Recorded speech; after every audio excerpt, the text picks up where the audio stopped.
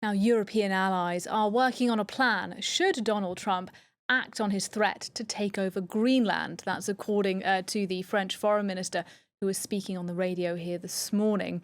The renewed concern in Europe comes in the wake of the capture, of course, of Maduro from Venezuela, as we've been reporting, and the increasingly direct language from White House staff regarding Greenland.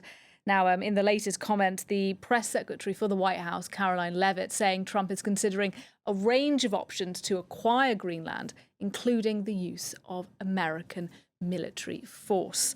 Well, with me in the studio, Philip Turle, our foreign editor. Philip, well, how worried should we be then about a possible American takeover of Greenland? Well, we were just hearing in that report about oil, and let's go straight to the point that Donald Trump's been saying that the US needs Greenland for strategic purposes. That's all comprehensible. But the bottom line here, as far as Donald Trump is concerned, is that he wants Greenland for its raw earth minerals. There are many in the country that the US has eyes upon and has had eyes upon for many years. They include graphite, copper, nickel, zinc, gold, diamonds, iron ore, uranium, oil and gas. Large supplies of all of those, which of course the US would like to mine and to take back to the United States. So I think, yes, we should be worried. Nobody knows how Donald Trump reacts. There are times when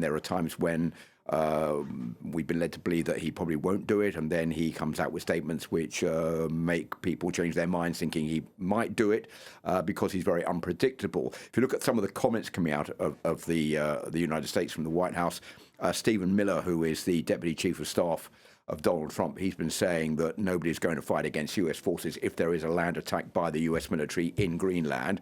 Earlier, his wife posted this picture of Greenland with the US flag over it saying soon. And Jeff Landry, who is the governor of Louisiana, has been named by Donald Trump as a special emissary, special envoy for Greenland. He said basically that Greenland is going to become a part of the United States. All of that is giving ground to what Donald Trump has been saying about Greenland becoming part of the US.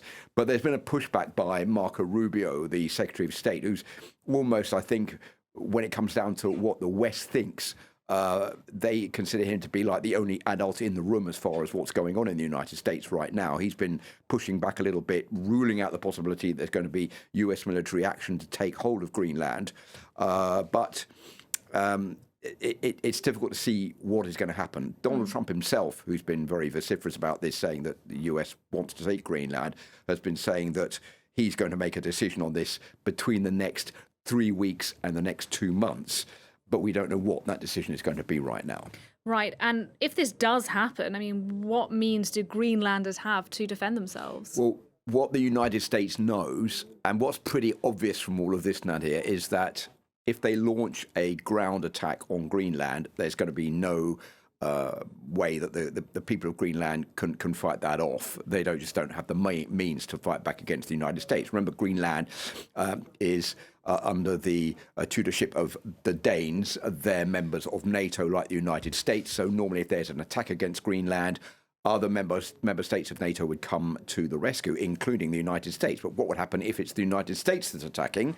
That has never been considered in the past. So this obviously means that NATO would collapse. Greenland doesn't have the means to support itself. It doesn't have any international troops based on the ground. An expert from the Danish Institute for International Studies, quoted by the Politico magazine, said that if the US launched an attack on Nuuk, the capital, Nuuk would be able to resist for about half an hour. So that means that if the US wants to go in there to take hold of Greenland, they can do that. And they know there's going to be no pushback from either the Greenlanders, either the Danes, or probably from the other members of NATO. And as we've been saying, you know, the White House says military options are on the table.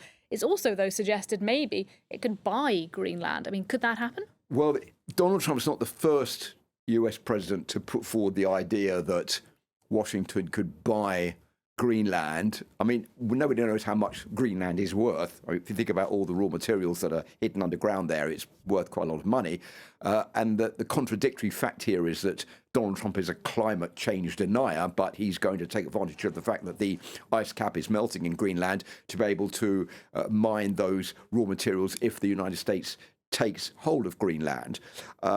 Andrew Johnson, the president of the United States in the 19th century, he put the idea forward of buying Greenland. That was turned down. There was another proposal by Harry Truman in 1946. He even offered $100 million for Greenland. That was turned down by the Danes. Mette Frederiksen, the Danish prime minister, has made it pretty clear that she is certainly not interested in selling Greenland at the moment, and probably never will, and would not want to sell it to Donald Trump. So there are not many options on the table right now. I think what the Europeans are trying to do with this joint statement that we've just been hearing about by 6 European nations, including from the French and from the British, is to try to put pressure on the US to come forward and to negotiate some way out of this problem. We don't know at the moment exactly what those negotiations are going to be, but certainly Denmark has also called for a meeting between Marco Rubio and the Danish Foreign Minister Lars Løkke Rasmussen.